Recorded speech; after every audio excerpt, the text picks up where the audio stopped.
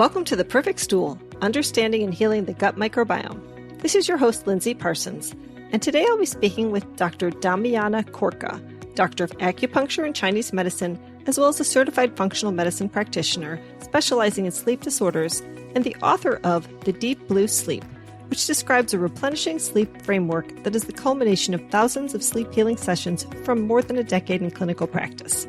But before our conversation, if you haven't yet followed or subscribed to the show, be sure to do so. And if you want to get transcripts of the podcast, pop over to my website, highdeserthealthcoaching.com, and sign up for my newsletter.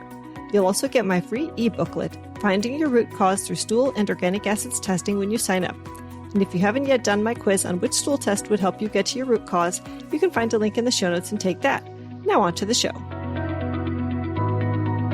Welcome to the podcast, Damiana. Thank you for having me today. I'm so excited to be here. I'm excited to have you, especially since my sleep has been horrific lately. But before we get deep into sleep and my questions, I understand your personal history relates to gut health. So why don't we start there? Yes. A few years ago, I was diagnosed with Hashimoto's. Actually, was a bit self-diagnosed. I just ran some tests and I thought I'd run the thyroid antibodies, and they were very elevated. Mm-hmm. And it turned out that what made the most difference, besides making some diet changes, it was doing a comprehensive stool test. I had a few infections, and when I treated them, some with supplements, some with medication, I saw a huge drop in those thyroid antibodies. Wonderful. Yeah, that's a good part of my history, except that mine is an ongoing problem because I have the autoimmune type of SIBO. So what were the infections you found? Blastocystis hominis and H. pylori. And the H. pylori was very elevated. In all these years of practicing, I've never seen them so elevated and so many of the virulence factors active or positive. And those are clear now? Sometimes they tend to come back a little bit. It seems like it's a constant game between my immune system, but I now recognize some of the signs. Mm-hmm. Now when it's time to comes back. Yeah, I want to give it a little bit of a supplement, or this mastic gum seems to work well. Mm-hmm. Yeah. And then the blastocystis hominis, I ended up having to do a couple of rounds of the medication to get it down. Let's talk about the connection between gut health and insomnia. Does one influence the other, or is it bidirectional? And what are the mechanisms of action? I would say it's bidirectional. From my point of view, I always look at how people can't sleep. We don't know which came first, but let's treat the gut if that's the case, so their insomnia can get better. But I think all of us have experienced at some point, if you don't sleep well or you're jet lagged and you start getting nauseated and your stomach hurts and you just don't feel well. And that's with the jet lag, since it's short term, you can see immediately how the insomnia itself can cause stomach pain and nausea. Yeah. I definitely know when I've had insomnia related to sciatica, I had no appetite. Like sleeping was necessary to want to eat. Yeah, exactly. Yeah. But for a lot of my practice in my patients, I see a lot of gut inflammation, food sensitivities, blood sugar imbalances, infections. And some of them are obvious for people. They just maybe didn't realize there was a connection between their gut and insomnia, or didn't know what to do exactly. But for some of them, it's not that obvious. Just like with me, I did not have many gut symptoms. I just had a little bit of constipation. I had no idea that I had all these infections and that it impacted my immune system to such a level. In fact, only after having that high growth of H. pylori, I thought, do I really have symptoms? And I thought really hard, and I thought, I am so used to having some hunger pains if I don't eat for 3-4 hours. I've had them for so long, I thought it was normal. So, and that was the H. pylori.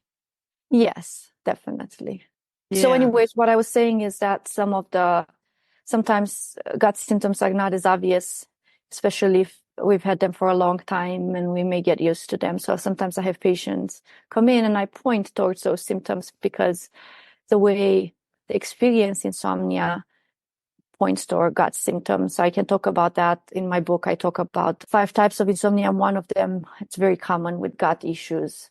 Yeah, I And it definitely want to. shows up in a very specific way. Yeah, let's definitely get into that in just one sec. But I was going to say that I do associate H. pylori with insomnia and often ask that question if you've had insomnia, because with H. pylori, you will have pain on an empty stomach, which is why it would certainly hit in the middle of the night. 'Cause for some people, that's the only time their stomach ever really empties. Yes. Yeah. Yes. Or in the morning, people say they wake up, they feel very Mm. hungry and it almost hurts and they have to eat. Hmm. Yeah. I feel that way often, or I should say, in my history, I'm the kind of person who feels hunger pangs, but I had virtually no H. pylori in my gut when I did test it. So I'm Yeah. glad that's not at least one of my gut issues. So, That's yeah, good. let's hear about the 5 different types of insomnia. There are 5 different types. We have the anxious, the overthinking, the depleted, the overtaxed, and overburdened. But the one that relates to digestive issues is the overthinking. Mm-hmm. And in Chinese medicine, we always think about processing food, but also processing emotions and processing mental, emotional stress. And so I see that connection all the time. And the way this type of insomnia shows up is in 2 different ways. The most common is with going to sleep just fine, but then waking up around 1, 2 o'clock, being wide awake, sometimes worrying about things, but sometimes it's just the mind gets stuck on a thought, on a random thought of no real importance, and sometimes even a song, or just goes from one thing to the other. Mm. And that type of insomnia can also be associated commonly with perimenopause and menopause, hot flashes, waking up around that 1 to 2 a.m. in the Mm-hmm. morning. And then the second time that's quite common is when a person has trouble falling asleep at the beginning of the night, initiating sleep, and they go in a light sleep. Sometimes they say they don't sleep all night at all, or they feel like it takes forever to fall asleep, or they feel like they're half awake, half asleep all night. Mm-hmm. That almost always, or when they describe it like that, I treat the gut, even if they don't have a lot of obvious symptoms. And when I say I treat the gut, even with not a lot of obvious symptoms, is because I do acupuncture.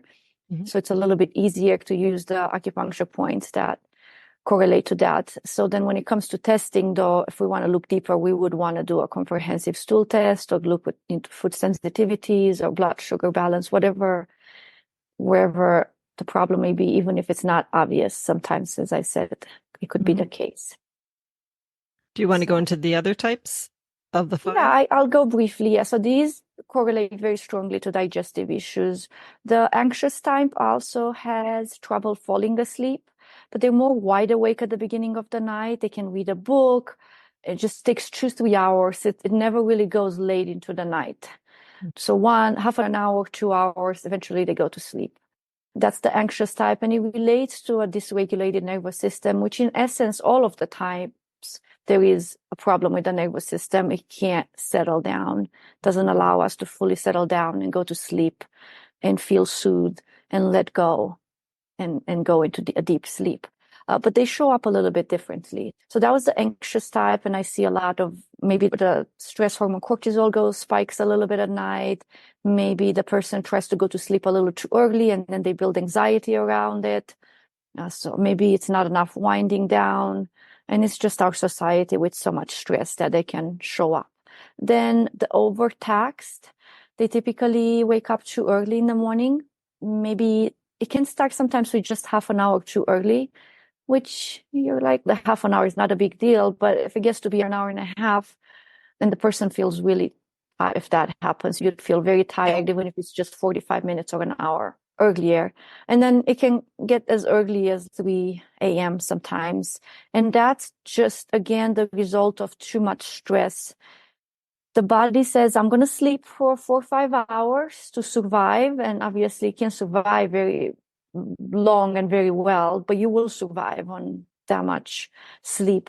And then the stress response, the activation kicks in and the cortisol goes higher and you wake up and you're wide awake then. And a lot of people will say, if you have this type of insomnia, that you feel frustrated and anxious, but you can't go back to sleep. Or if you play meditation or stay in bed for a while, about 2 hours later, is when you get sleepy again, but then it's time to get up, and it's very frustrating. And I can explain why that happens, why sometimes when we wake up, it takes about an hour and a half to 2 hours.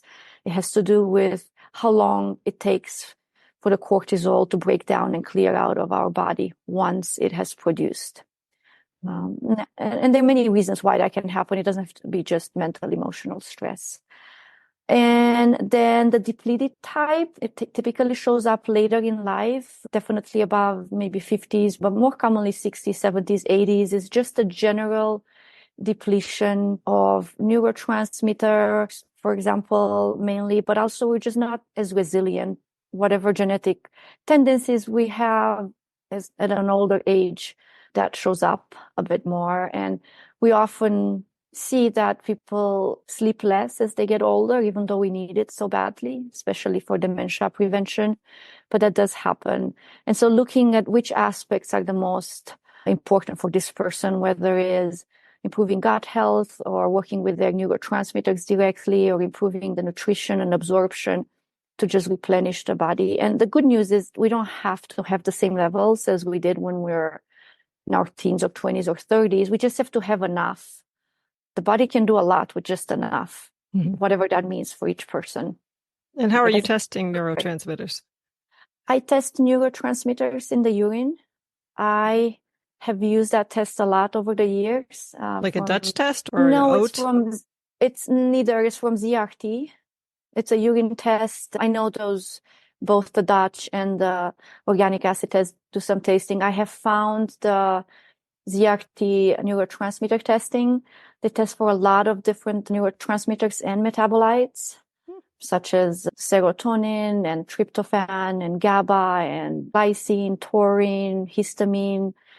Those are some of the dopamine, some of the ones that come top of my mind. And now, if we look at the research, there is not a lot of data supporting this type of testing, but there are a couple of studies that have looked into this. For me, in my private practice, I have used that test over and over again, and I recommend it to people because I use that to recommend supplements or to see certain patterns, and it works. People get better. So I tell them, rather than guessing, how about we do spend $200 for that test and actually gather more information? Just a couple of days ago, I had a patient. There's 3 different things on that test that show that B6 may be deficient. So it's such an easy thing to try. Of course, we could do a micronutrient test. B6 sometimes is tricky to test. So this way you find a deficiency indirectly because 3 different markers were off, like one of the inflammatory markers, and I think it was kynurenine. And then there are a couple of things that were low, I believe, that just all pointed towards possibly the same root cause. Do you have unspecified gut health issues and haven't gotten tested yet? Or diagnosed SIBO, IBS, IBD, or Candida? My newest supplement, serum bovine immunoglobulin, or SBI powder, may be the perfect thing to try. In a randomized, double-blind, placebo-controlled study of adults with IBS-D or IBS with diarrhea, GI symptoms including loose stools, hard stools, flatulence, and incomplete evacuation were significantly improved with a 5-gram-a-day dose of SBIs after 6 weeks, and abdominal pain, bloating, and urgency were also significantly decreased after 6 weeks of use at a dose of 10 grams a day of SBI powder. It's basically the immune system of a cow derived from plasma and made into a powder, so it binds and neutralizes a wide array of pathogenic bacteria and fungi and carries them out with your stool without hurting your beneficial microbes, like antibiotics or even strong antimicrobial herbs will. It's also been shown to decrease intestinal permeability, decrease fat in the stool, increase the absorption and utilization of nutrients, and increase lean body mass. So give it a try today at perfectstool.com, where you can also find my supplement Tributrin Max, which helps solidify stool and slow down motility for people with diarrhea or loose stool. Now back to the show. Oh, okay. Yeah, I've used the Zrts adrenals test, the cortisol DHEA, but I'd never used their neurotransmitters because I see the serotonin and dopamine and epinephrine and norepinephrine on the organic acids test. But I'll look at that test. That sounds interesting. I like it because it looks at also glycine. I often find that to be low. It makes a big difference. And so there are histamine and how it breaks down, like I have and methylhistamine. Mhm. So if there is a problem there and it's a conversion problem, it tells me this information that I have found to be just a little extra information than the organic acid tests. Yeah. And before we move on, I think I didn't mention the last one, the overburden one. It has to do with toxic load.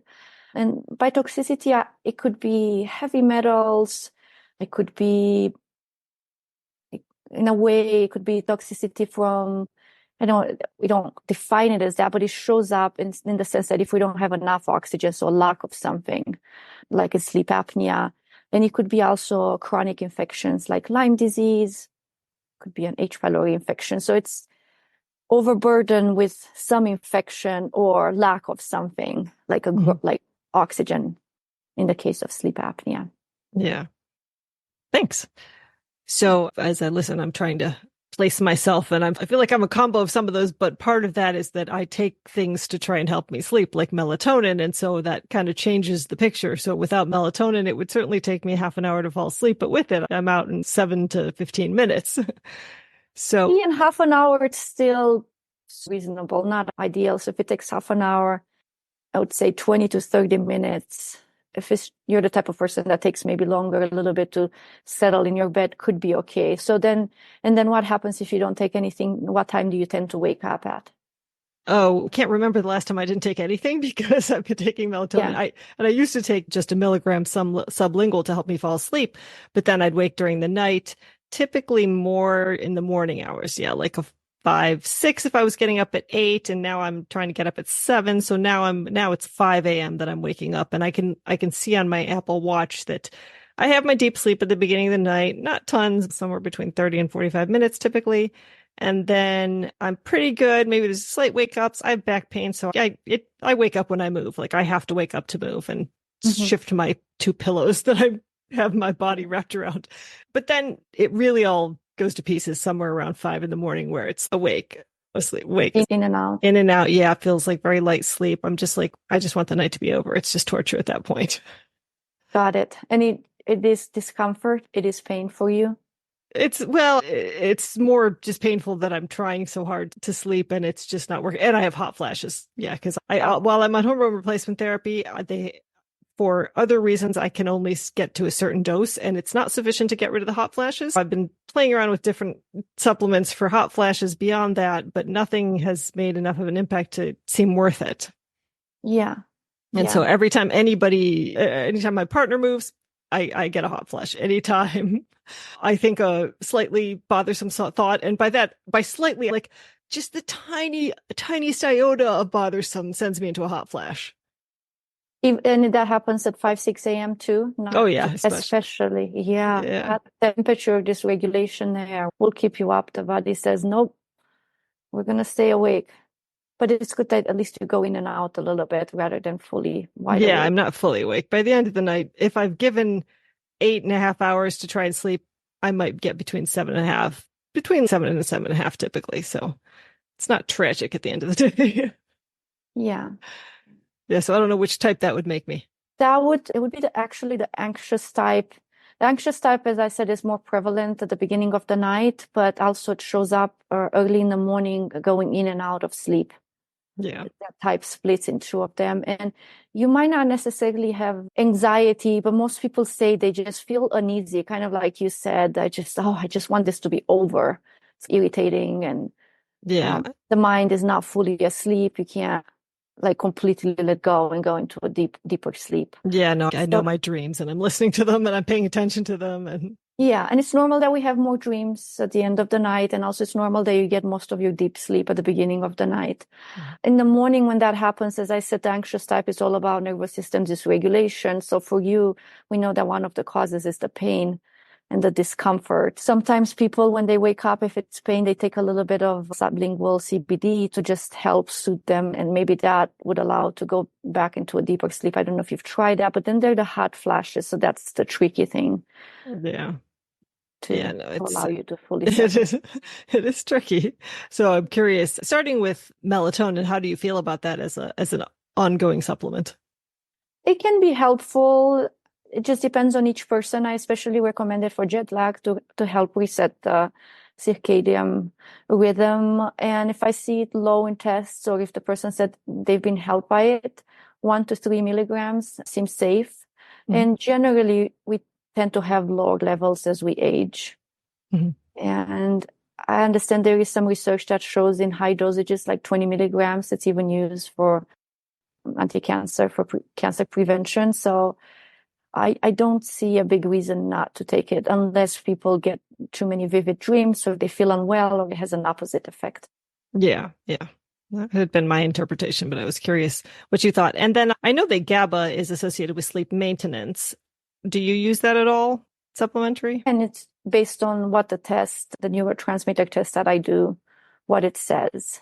Also, I like that test because there is a direct relationship between GABA, which is a calming neurotransmitter, and glutamate, which is excitatory. There is a direct highway between these two, and they can convert from one to the other. And so that gives really good information too. For example, L-glutamine converts in glutamate. And so in rare cases, but I have seen where taking L-glutamine powder to improve gut health will make the insomnia worse. So first, I want to test to see for GABA if it's helpful. A lot of people have already tried it, know if it helps or not. But I want to see if it's low indeed, and also what the glutamate and L-glutamine is doing. Sometimes that gives me a hint of where the issue is. Is it a conversion? If it's a conversion problem, let's say glutamate is high, then I use rosmarinic acid to convert more towards GABA, and then maybe use GABA temporarily, and then it gets better. So, and so rosmarinic acid helps produce more GABA then? It produces if the glutamate is high. If the glutamate's high. Okay. Yeah, because then it converts towards GABA. Oh, okay. And then how do you use GABA? Do you use sublingual or you use capsules? I believe the capsules, the pharma GABA seems to be better absorbed. I believe those are capsules. I've never actually used them. I use a couple of different brands that I recommend to my patients, but I believe they're capsules like pharma GABA, Thor. Yeah. No, I've tried that. Those tend to be lower dose, aren't they? Like 100 or 200 milligrams, or? Yeah, they have 100 and I think 250. I more rarely go to 500 or 750 because the people that really need them, they can tell a difference. I have maybe one patient in the last year or two that has had to go to 500. Other than that, they seem to do well with up to 250. Okay, yeah, and I was curious. So I have tried the pharma GABA, but it was lower dose, and I know those higher dose ones are out there. So I was thinking about trying something a little heavier because you could try. I'm just getting tired of this whole routine. Yeah. And having to spend so many hours in bed in order to get patchy, not long enough sleep. Of course, yeah. I can understand that. Yeah. What kind of interventions beyond treating the gut and supplementing? I assume you use amino acids to bring up neurotransmitters, or? Yes, I do. Yeah. Like tryptophan? I do not use tryptophan because it seems to create more inflammation long term. And just maybe last year, I decided to use it in one of my patients, and then because she said she was going to retest, and sure thing, one of the inflammatory markers increased. And so I tend not to use tryptophan. I use 5-HTP. Oh, okay. Yeah. Seems to work well. And then I wouldn't think of L-tyrosine and dopamine as something to work on for sleep. Is that play in at all? That's tested in that test too, and especially L-tyrosine. I see it sometimes, Lord, and it's every time people have thyroid issues. And so I often supplement just because they have a thyroid issue. Right, because it's a precursor to the thyroid hormone, right? Yes, it is. Yeah. What was the second? Oh, dopamine. Dopamine, sometimes I see it low. I wouldn't say that's one of the main drivers for insomnia. It can be, but more often it's high. Along with PEA. And so usually when I see those elevated, it's a conversion issue. Typically, it's very hard to bring. It's harder than other things to bring dopamine down. It's easier to improve serotonin production than bring dopamine down, but it is possible. And what has seemed to work for my patient, again, based on the clinical pictures and looking at that test that I usually do, is using SAMe. And again, I don't blindly give it to people. It's if I have a reason, if we have tested. I know we all have tried different supplements. I have done that. But I feel like when people come and see me and pay me money, we better use something to base it on. Unless I have a very strong clinical experience or something and it matches a symptom, or then of course I can recommend something immediately. What other interventions do you use beyond supplements to address sleep issues? Hey, this is Lindsay here, just letting you know that if you're tired of dealing with digestive issues like bloating, indigestion, soft stool, diarrhea, constipation, reflux, IBS, IBD, or the numerous health conditions that come about when your gut is off, like brain fog, weight gain, UTIs, fatigue, mental health issues, or complex conditions like fibromyalgia and ME/CFS, that's my specialty. With my 3 or 5 session gut health coaching packages, we'll discuss different stool and functional medicine tests to find out the root cause of your symptoms. I'll interpret the results and provide clear explanations, empowering you to make informed choices for your gut and overall health.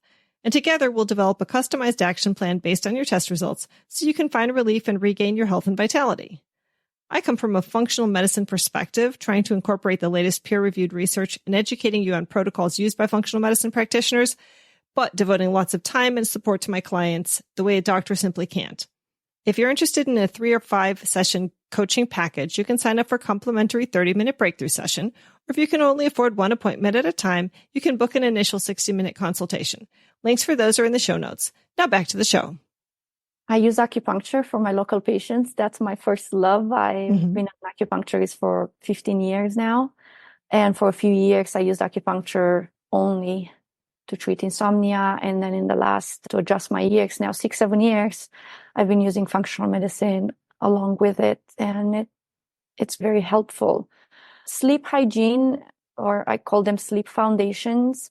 A lot of my patients, they've done so many things. So we all know maybe you've done all the right things. But sometimes as I listen and I get a really good picture of what a person does in the evening, how they do things, we can make sometimes 1 or 2 changes that truly make a difference for a person.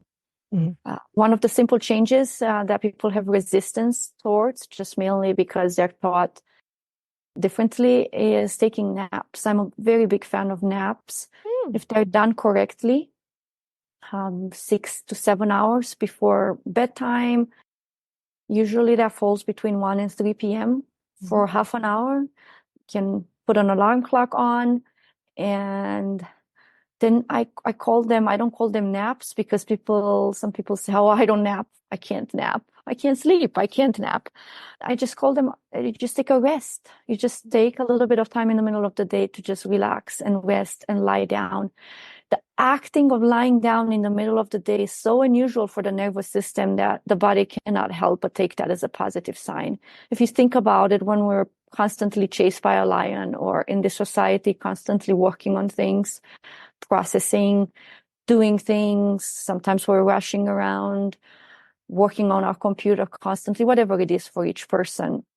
When you start lying down, it's such a strong signal to the nervous system that everything is safe, everything is okay. And for most people, sometimes it takes a few days and a few times to even be able to drop in a little bit. Some people actually end up dozing off, and some people say they just get deeply relaxed. And the important thing is not to put any pressure that, oh, if I don't fall asleep, it's not helpful. It's not that. It's just being able to lie down. If you find yourself taking a deep breath and then another one, that means it's great. And everyone will do that if you're lying down and putting your phone away. A guided meditation can be okay. Just get comfortable, warm, put something over your eyes. And a lot of people, we work from home sometimes nowadays, or a lot of people can make that happen. And if not, at least over the weekend. So we have these natural highs and lows. So in the morning when we wake up, energy goes high, cortisol goes high, and then we have a natural dip in the afternoon. We're made for siestas, we just don't take them. And we have a tiny bit of melatonin being produced, and also our core temperature drops a little bit. And of course, at night, the core temperature drops more, and also the melatonin production is much higher. But all of those cue us to slow down and take a break. And so when you do that, you're more likely to sleep better at night. I have at least a handful of patients, and that might not seem a lot, but those people have said 100% that's the thing that helped them the most. The other people think it's helpful, of course. Many times we have to do multiple things to support the body, but it's pleasant. And if you have the time to do it, it's amazing. It's just my favorite thing to do. And if I know for sure I'm not falling asleep for half an hour, should I take an hour or is it still just a half an hour? Still half an hour. And even if you know for sure that you can't fall asleep, still use an alarm clock. Mm-hmm. Because the mind is a funny thing. It's one part says you're never going to fall asleep. And the other part says, what if you fall asleep? So don't fully relax. So maybe you can take 40 minutes if you really want to, but I don't think longer is better. Yeah, that's an interesting technique. Yeah, so that's just one thing that comes to mind. At the end of my book, I have maybe the last 50 pages out of 360 that just talks about these sleep foundations. And many of them have a little bit of a twist based on my experience. Partially being kind to humans, like the sleep restriction, it can work really well, but also it can be absolute torture for some of us to practice some of the cognitive behavioral therapy. To not allow yourself a nap. But yeah, exactly. But so there, for me, based on my practice, there is a middle ground. Some of them are very important to do just it's advised in this type of therapy or tool. And some of them, I feel like there can be some flexibility that actually can be kind and compassionate towards people, like when you struggle with sleep issues. Yeah.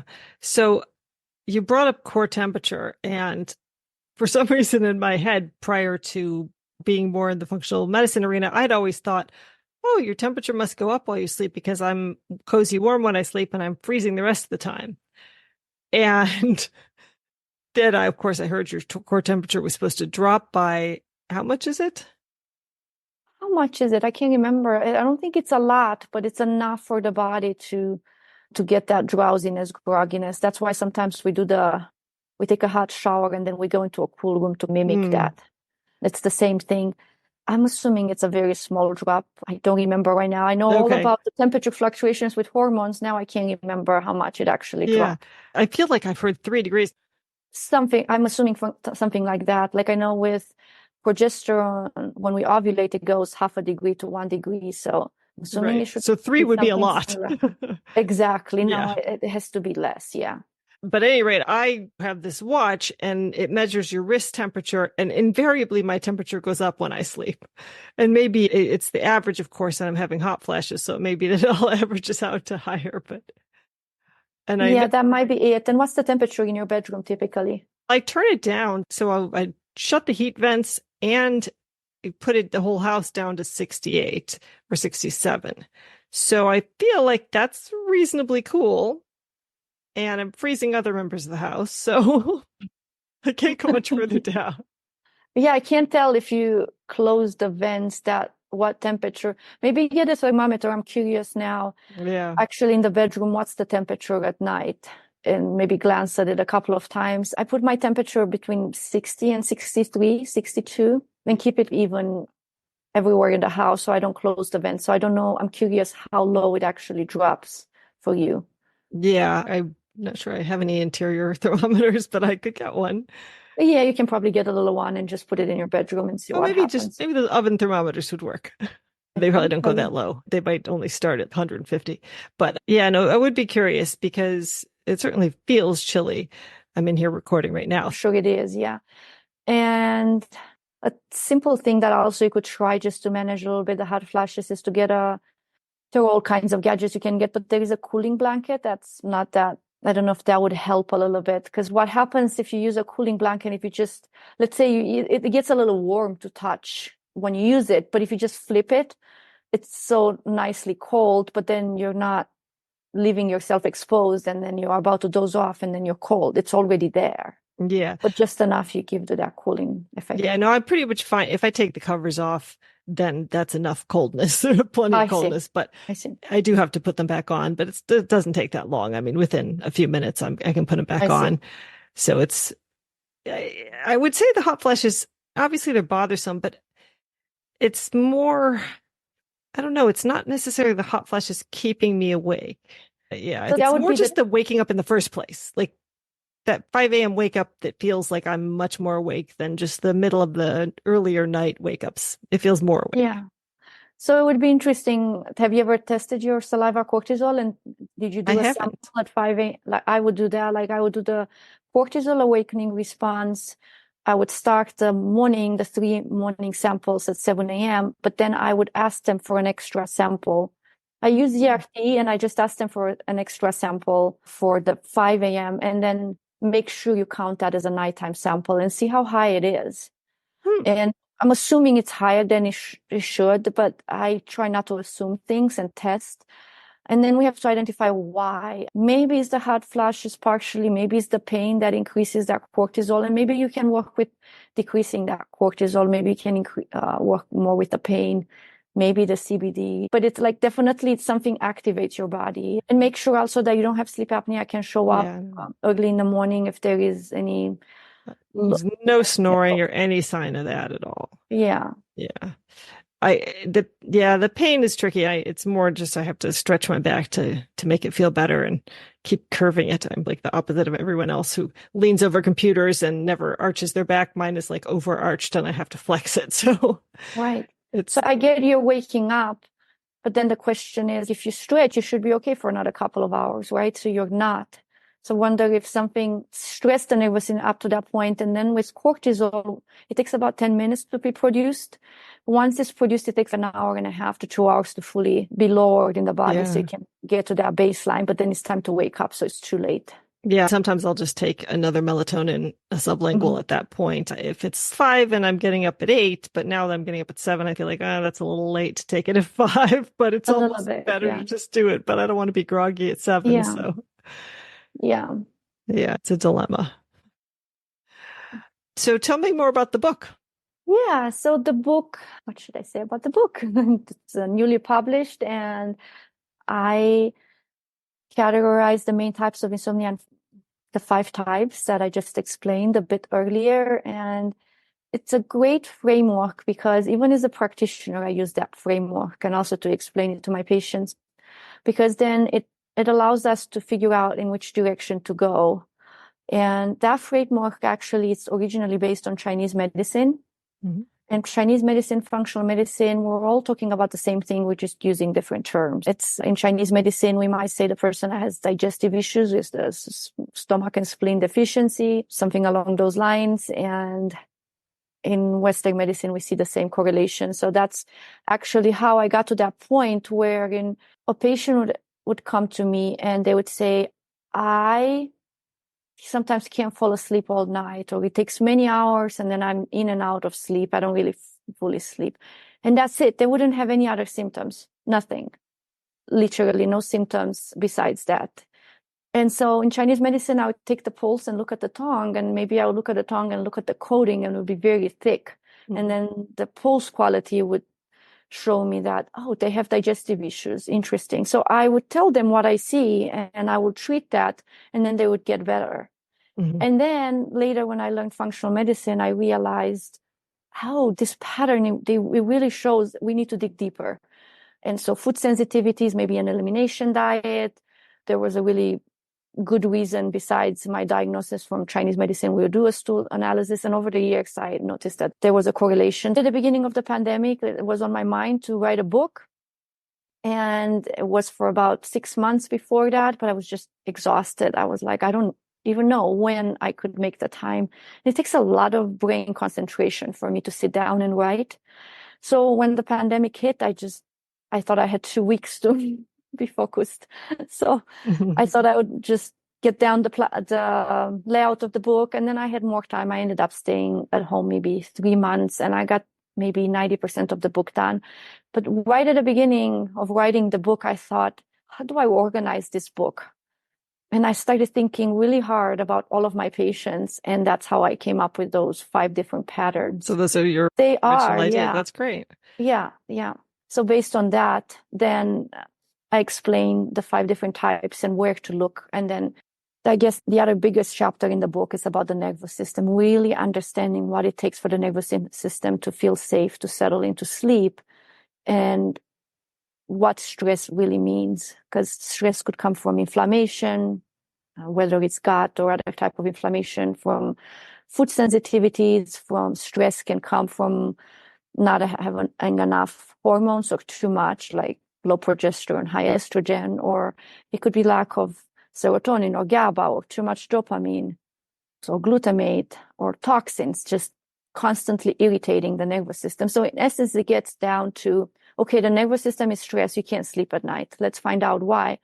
If I could break down the why into two, very simple terms, it would be you don't have enough of something to nourish that, whether it's vitamins like B6 or you don't have enough serotonin or GABA, or you have too much of something like too much cortisol or food sensitivity that cause a lot of inflammation, which causes higher cortisol. So in essence, it's something that's irritating the nervous system, or something that doesn't have enough of to be nourished to sustain sleep. And so then the nervous system, the digestion, the hormones, toxin and infections, and then at the end, the sleep hygiene, sleep foundations, things that we all know quite a bit about, especially if you struggle with insomnia. But I try to think of my last 14 years of experience and what has worked for people, what's important. Yeah, no, I was really impressed by the reviews from famous functional medicine people at the beginning. Yes, I was very fortunate to reach out to a couple of them, and they read the book and gave me a review. And then I reached out to a few more, and they're just kind people. They took a look, they liked what they saw, so they left a review. Yeah, that was awesome. So one more question related to supplements, thinking more about the pharmaceutical type supplements, what would you say is the least harmful over-the-counter sleep supplement? Sleep supplement or sleep medication? Medication, yeah, not prescription though. Oh, people like take Benadryl. I think that's the most common one. I always, when it comes to medication, whether it's over the counter or medication or prescribed, if it helps them in the moment, I would say do not disturb the balance. First, figure out why you have sleep troubles, and then taper off with the help of your doctor. And so it's finding that balance. Of course, if you feel like it's not the right thing for you, then talk to your doctor and come off of that immediately. Or if Benadryl doesn't work, or it has side effects, or you feel really groggy the next day, then of course, don't stay on it. But I'm not against pharmaceuticals. They have their place sometimes. And if it helps keep you in a decent place for a month or 2 or 3 until the more natural solutions kick in, then that's very important. Because with natural solutions, sometimes you can see results immediately. But if you think about it, between working with someone, taking some tests, trying something, it just takes a while. Or if it comes to gut health and an elimination diet or doing some tests, it takes time to heal. Yeah. So what would be the dangers of using Benadryl long term? I believe that the danger is that one of them that they said that increases the risk of dementia. I believe so, yeah. I believe so, yeah. So I always remind that to people, and I tell them, don't worry about it right this moment. It's just you don't want to do nothing months and years from now. Yeah. So, yeah. Okay, great. Where can people find you? Do you see individual clients? I see individual clients at this moment in Boulder, Colorado, for acupuncture and functional medicine, and then via telemedicine all over the world. Yeah. Great. And I have a quiz on my website. Maybe you can take the quiz too, but that quiz, it helps you. It gives you a number of questions to help you figure out which main type you may be and what the solutions are to that. And then my book is available on Amazon. Yeah, we'll link to it in the show notes. Barnes & Noble and major bookstores. Yeah. Awesome. Thank you so much for sharing your knowledge with us. Thank you for having me. It's been a pleasure talking to you. You too.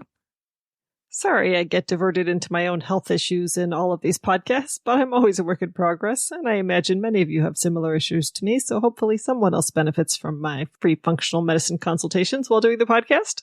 What better reason to have a gut health and general health podcast, right? Anyway, if you'd like to support the podcast, you can buy supplements at a discount from my Full Script dispensary, order tests at a discount from my Rupa Health Lab store, or use my affiliate links to iHerb, bulk supplements, or Amazon. If you'd like to connect with me online, you can follow my High Desert Health Facebook page, join my Gut Healing Facebook group, or join my newsletter list at highdeserthealthcoaching.com, as well as follow me on X, Instagram, TikTok, and Pinterest. Links for those are in the show notes. Thanks for joining me today, and here's wishing you all the perfect stool.